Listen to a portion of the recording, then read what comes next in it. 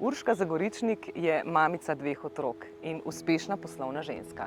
A njena pot ni bila vedno lahka. Soočala se je z marsikaterimi težavami in izzivi in se celo zdravila v psihiatrični bolnišnici. A vse stvari, ki so se ji zgodile, pravi, da so bile z razlogom.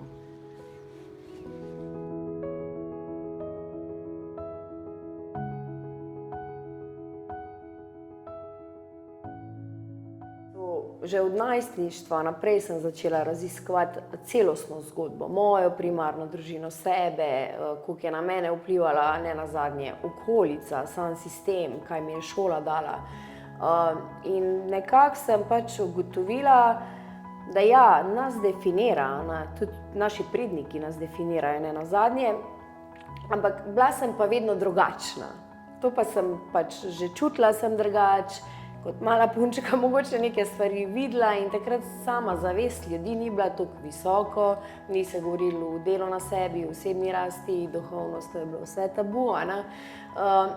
In pol sem, v bistvu me je pol življenja mi je kazalo na malo težje izzive pot, pol je bila, ne vem, epilepsija, mislim, da je bil zadnji razred osnovne šole. Ampak tudi epileptične napade sem raziskala, zakaj, ker sem imela toliko močne panične napade in tesnobne, ker sem pol jaz spoznavala tehnike sproščanja, telo se izdiha, strese in kaj je epileptični napad? Dejansko to. In sem rekla, ok, meni so dejansko pomagali, da sem preživela, lahko bi mi, ne vem, žila v glavi poknala od vsega stresa, In potem sem pač delala, knjige brala, v glavnem, en kup stvari raziskovala in tako včasih rečem, da smo kar fajn zapeljani, zato da ustrezamo družbenim normam, faks, super, v glavnem šolo je treba narediti, pa je ful fajn, če se še hitro poročiš, pa imaš še fajn službo, pa 2 otroka, še boljš hiš ob sta in smo happy, 24/7. Pač jaz sem s tem sistemom zgubljala sebe, ne nazadnje, ker sem bila pa, ja, seveda sem imela takšne in drugačne posledice, ranjena na nek svoj način in pol sem dejansko ugotovila, da zaradi neljubezni do sebe, ali pa tisto, kar sem mogoče jaz pogrešala v različnih spektrih svojega življenja, sem razvila izredno nizko samopodobo in nisem znala drugače, kot da sem to iskala izven sebe. Odvisnost od odnosov, takšnih in drugačnih, ne vem, iskanje potrditve vse posotana. In potem sem kompenzirala motnje prehranjevanja, ni da ni, prsni vsadki, nimam jih več. Sem ful hvaležna za to, da mi jih je telo dejansko zavrnilo, ker sem se tudi s tem naučila, če jaz tu v centru predajam ljudem, da naj se sprejmejo takšni, kot so, oziroma naj na nežen način sledijo sebi, da so najboljša verzija sebe, jaz v prvi vrsti nekomu lažem, če sem jaz fejkana. Kup diagnoz, ki so mi jih dali ali pa mi jih je dal sistem, s tem se pač ti pol nekako poistovetiš in rečeš, ok, z mano je res nekaj narobe, jaz sem bolana, za ta svet očitno nisem in to je to. Ampak vse je refleksija moje notranjosti bila, ne nazadnje. Ampak ja, jaz čutim to glas, govoriti o teh duševnih zadevah, zato ker se mi zdi, da absolutno smo preveč tiho ljudje, ker je to tabu. In ne vem, nekdo si zlomi koleno, super, operiramo križne vezi, rehabilitacija, bravo, super, car si to uredil. Jaz tudi moram dušo operirati, ko je duša bolana, o tem se pa ne govori.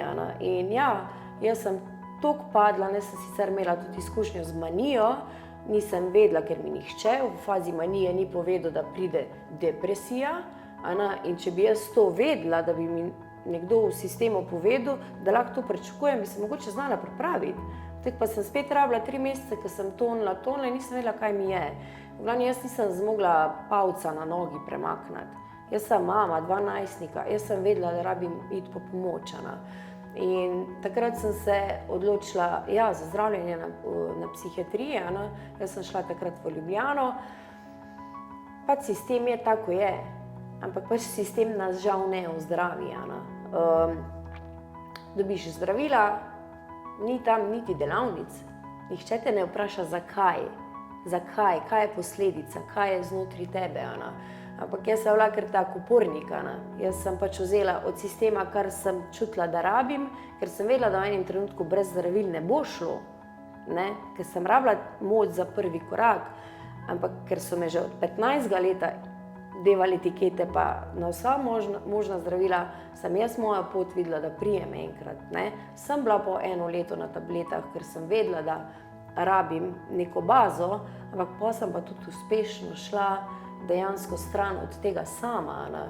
In mislim, sploh zdaj po koroni, pregled na psihiatriji, oni te pokličajo, če si ok, in drug stavek je, če imaš še tablete, ne, nimam, napišemo recepta. Ne? In dejansko mogoče vsaka oseba nima denarja za dodatne terapije na psihoterapijah. Ne?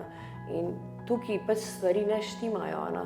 Itak en kup nekih etiket, kaj jaz sem. Ne? Čeprav mi je bilo vedno smešno. Enkrat sem imela bipolarno, enkrat sem imela mejno osebnostno. Ok, dajmo se odločiti, kaj mi je. Ne? Ampak se razvrednotiš tam. Mislim, to je izkušnja, ko jaz res nobenemu ne privoščim, jaz sem za njo res hvaležna. Ne? Ker te slečejo, tam si go in dejansko začneš nove temelje postavljati. To res ni sistema. Ne? Dejansko zjutraj zvečer vzameš zdravila, imaš 3 obroke. Mislim, mene res to boli, znotraj sebe. Jaz vem, nimam moči to rešiti. Jaz sem večni optimist, vem, da bo mogoče enkrat drugače, ampak dejansko si označen, ker nekaj je s tabo narobe. In ogromno krasnih ljudi dela v teh sistemih, to jaz ne smem reči. Res so ljudje, ki čutijo. Jaz sem se zaposlenimi, z enimi parimi res našla in mi je bilo tam fajn, ampak jaz sem vedela, da sem mama 2 otrok in v depresiji, v stanju, ko so me celice bolele v depresije, jaz nisem mogla nič dati. In sem bila to hvaležna za starša, da sta takrat prevzela to odgovornost. Ker samo 2 opcije sta. Ali rečeš adijo temu svetu, ali pa rečeš, ok, bom pa nekaj spremenila. Sam pol je pa treba si priznati šibkost. To pa nas najbolj zavira na poti do sebe. Da jaz bom pa zdaj nemočna delovala.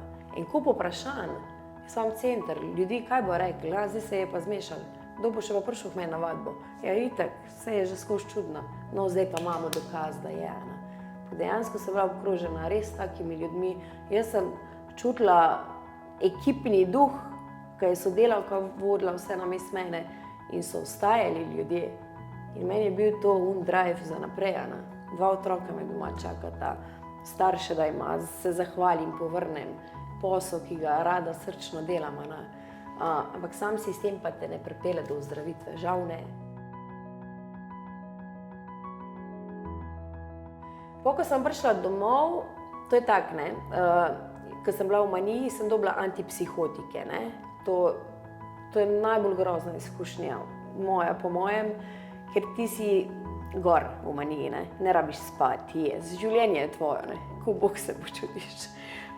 Ampak ne moreš s tem preživeti na zemlji. In potem dobiš antipsihotike in kot da ti da nekdo 500 ton na telo. Pri zemlji te pod zemljo greš in ne moreš hoditi, noge te bolijo, pa v depresiji ti dajo pa antidepresive. Se te skuri, mislim, dvignete gor, ne da te skuri, dvignete gor, zato ker ti serotonin začne na polno delati. Sam to 6 mesecev traja, pa tudi ta druga začne popuščati. In potem si spet na istem. Potem sem pa spet malo preveč kompenzirala športom. Nisem še tudi imela čisto odnosov razčiščenih, tako da sem se zapletla še tu nazaj v neke toksične odnose. Ampak jaz vedno pravim, nihče ni bil na moji poti napačen. Vsak me je prišel nekaj naučiti in res sem vsakmu hvaležna. Najtežje situacije so mi dale največ. Pa mi je pa bil nekak cilj, ne vem, iti stran od vseh teh tablet. Ker jaz nisem čutila, da sem jaz, če nekaj vse umetno dela v mojem telesu. Isto mojim tu ljudem rečem, zakaj jemljete vse možne dodatke, no vse mojih ne, ampak tako se pogovarjamo, če jaz ne očistim telesa v osnovi na celični ravni, fizično, čustveno, mentalno, meni noben magnezij ne bo pomagal. Prvo je treba ščistiti so prtlago, na hrbtnike dati, jih stresiti, pa lahko počasi devamo not. Ampak zakaj si ti recimo iz vsega tega, kar se ti je zgodilo, tudi študirala si kemijo, nekaj popolnoma drugega, kar zdaj počneš, kako si ti prišla na ta svoj center celote, da v bistvu delaš neke vadbe, se pravi, to je čisto nekaj drugega, kar dejansko si študirala, ne? Ja, v bistvu same vadbe so zdaj res že 11. leto, center je zdaj 6 let, odkar sem šla na svoje. Ja, spet smo v sistemu, spet smo prepričanih, da mi pa moramo zdaj fitnessirati, pa polno trenirati in biti na vseh možnih dietah in deficitih, da bomo spet ustrezali sistemu, da bomo lepi. In ker smo toliko hranjeni in toliko lačni te ljubezni, bomo vse za to naredili, da mi bo nekdo rekel, dobro izgledaš. In na dolgi rok te seveda skuri. Zato je toliko izgorelosti, ampak to nas odmika od našega bistva. Jaz sem bila ful obremenjena s tem, da če sem trenerka, moram imeti six-pack, kam zdaj za dodatno maščobo. Po eni točki sem se vprašala, ker sem spoznala tudi druge trenerje, veliko je tudi tega egoizma, jaz moram biti lep, pa jaz sem zdaj car, in spet se postavljamo nad nekoga. Jaz nočem moje vadeče delati šibke, sem to, kar sem, vsi smo eno. In v prvi vrsti je vse posod v življenju pomembno, da si ti človek. In ja, hodila sem na različne vadbe, takrat sem bila tudi v enim odnosu, ko mi je bilo rečeno, da sem pač predebela in ker sem hodila temu moškemu ustrezati, sem padla v bulimijo in trenirala na polno, bila sem po porodu, nobeden se ni ukvarjal s tem, da se je moje telo po porodu spremenilo in sem si pridelala od diastaze, inkontinence. In tistem trenutku mi je prišla v življenje ena Petra, ona je bila fizioterapeutka, še vedno je, ima zdaj krasen center, tudi svoj. In ona je meni dejansko prek fizioterapije pomagala, jaz sem pa črpala to njeno znanje in pa je bila ena situacija, ko sem v bistvu brez službe ostala. In sem delala ta izobraževanje, jaz sem hotela sama sebe prvo pozdraviti. Potem sem pa videla, da mi se narobe gibamo že od osnovne šole. Zdaj se veliko govori, koliko dojenčka primiti, kaj paziti. Ko smo bili majhni, tega ni bilo, in koliko smo zakrčeni od stresa. In vse to sem potem raziskovala in dejansko sebe sestavila, se vmes seveda tudi jaz 1000-krat zgubila. Ampak pa sem prišla do te moje celote. Pač nisem telo in jaz vedno rečem tudi tu mojim vadečim, če pridejo na vadbo, vidim jih, da so utrujeni, težek dan, če jaz nimam srca nekoga še fizično uničiti, ker pač to pa pol pripelje na dolgi rok do vseh različnih bolezni, depresij, izgorelosti. In vsi imamo samo eno sliko, biti najboljši, ampak ni prava pot, ni prava pot. Pa danes v bistvu, glede na vse te stvari, ki so se ti zgodile, in res jih ni malo, kako gledaš v bistvu na tvojo življenjsko pot do danes? Ker za danes verjetno lahko rečeš, da si srečna, da živiš to, kar... Zavestno se trudimo vsak dan. Okay. To je skozi delo. Jaz nisem zdaj tole nič razsvetljena, pa da bi komu jaz zdaj moralizirala. Čutim pa glas, zato ker se mi zdi, da smo vedno ljudje preveč vpeti v te družbene norme. Res čutim zelo glas mladine, zato ker spremljam tudi ta socialna omrežja in vidim najstnico, mogoče malo sebe leta nazaj, kaj je meni sprožil nekdo, ki mi je dal občutek, da zanj nisem dovolj dobra. In to se lahko naredi eni 15 let stari punci, ki vidi na Instagramu popolno žensko, sistemsko, ampak ker mogoče nima podpore doma, je znotraj sebe popolnoma ranjena, je na super poti, da gre čisto po mojih stopinjah. In jaz še sem za eno osebo naredila nekaj dobrega, sem vse naredila. In dejansko, zdaj, ko pogledam nazaj, pač se malo pohecam, da se je tam gor, preden sem prišla na zemljo, sem vse podpisala in se mi je verjetno zdelo, da bo ful žur, pa pač, vse je bil žur. Ampak pol malo drugače to vse občutiš. Vidim zdaj širšo sliko, mogoče pa sem res tu zdaj zato, da pa prek svoje zgodbe predam stvari, tudi zdaj še večkrat slišim, kaj o tem to govorim, pa koga to zanima.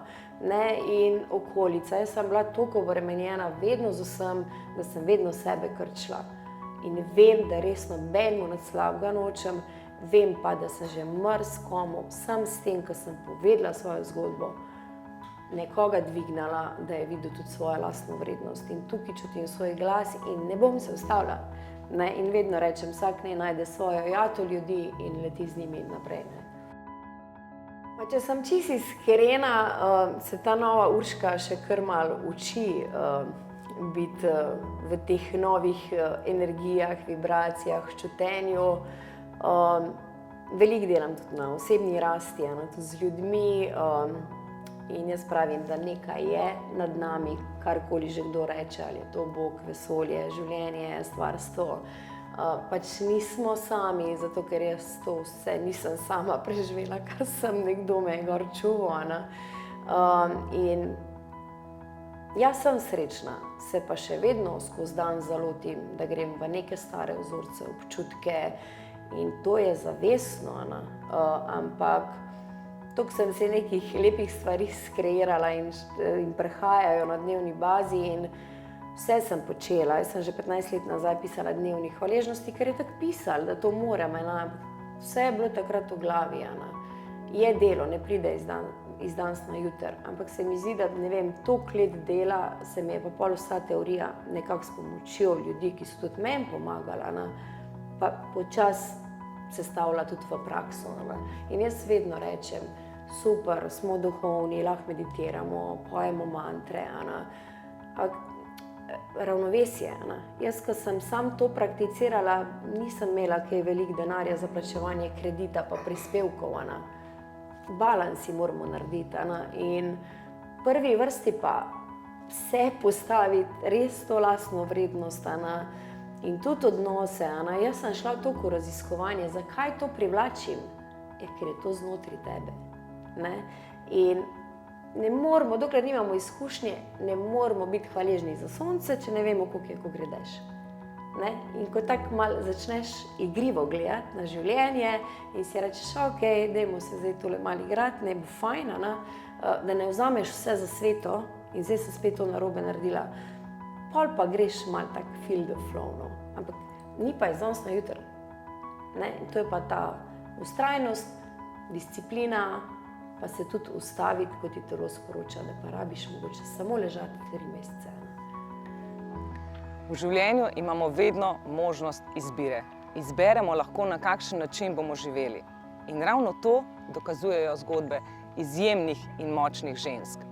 Če imaš tudi ti takšno zgodbo, ki lahko inspirira koga drugega, ali pa mu samo pokaže pravo pot, potem nam piši, spodaj je vse zapisano. Sicer pa si zapomni eno stvar. Vedno si najmočnejša takrat, ko pokažeš svojo šibkost.